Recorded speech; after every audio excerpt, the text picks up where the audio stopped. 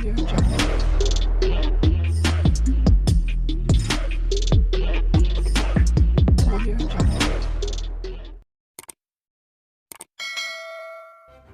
kasih kerana memilih channel ini. Sebelum kita mulakan video ini, sila pertimbangkan untuk menekan butang like, share dan subscribe dan aktifkan butang lonceng anda agar anda sentiasa mendapat info-info percuma pada setiap hari dari channel kami. Dan tinggalkan komen anda kerana komen anda amatlah dihargai. Terima kasih. Bekas Perdana Menteri Dr. Mahathir Mohamad dan Muhyiddin Yassin diheret ke mahkamah berhubung pembatalan projek kereta api berkelajuan tinggi HSR antara Malaysia dan Singapura.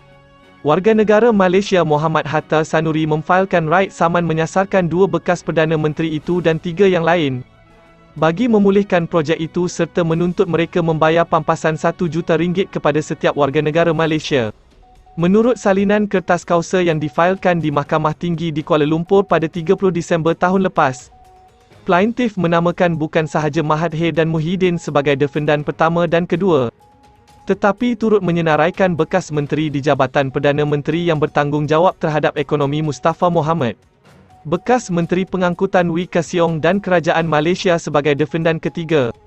Keempat dan kelima, Hatta menjadi tumpuan sebelum ini berhubung tindakan undang-undang terhadap kerajaan di Mahkamah Keadilan Antarabangsa ICJ yang menganugerahkan kedaulatan Singapura ke atas Pedera Branca Pulau Batu Putih. Tindakan undang-undang itu gagal. Bagaimanapun lelaki berusia 46 tahun itu membuat rayuan berhubung perkara ini di Mahkamah Rayuan. Menurut kenyataan tuntutan tindakan terbaru yang dilihat Malaysia kini, Hatta mendakwa Mahathir cuai dan melakukan kesalahan penyelewengan dalam jawatan awam apabila Perdana Menteri ketika itu membuat keputusan untuk menangguhkan projek HSR pada 5 September 2018. Yang didakwa mengakibatkan Malaysia membayar pampasan RM46 juta kepada Singapura pada 31 Januari 2019.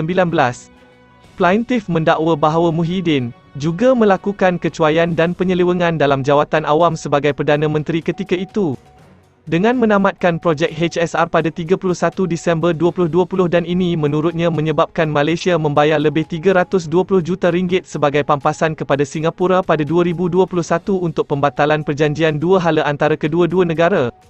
Sebelum ini pada 1 Januari 2021, media melaporkan kenyataan media bersama oleh Perdana Menteri ketika itu Muhyiddin dan Perdana Menteri Singapura Lee Hsien Loong berhubung pembatalan projek HSR.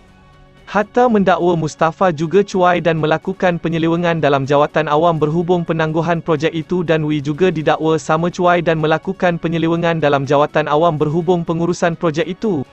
Plaintif mendakwa bahawa antara kerugian yang dialami oleh semua rakyat Malaysia berikutan penamatan projek HSR adalah hilangnya keyakinan pelabur asing terhadap negara, kehilangan 70,000 pekerjaan berpotensi bergaji tinggi daripada projek itu, kehilangan peluang untuk memperoleh keuntungan RM70 bilion daripada pembinaan operasi HSR serta lebih RM366 juta kerugian akibat Malaysia membayar pampasan kepada Singapura.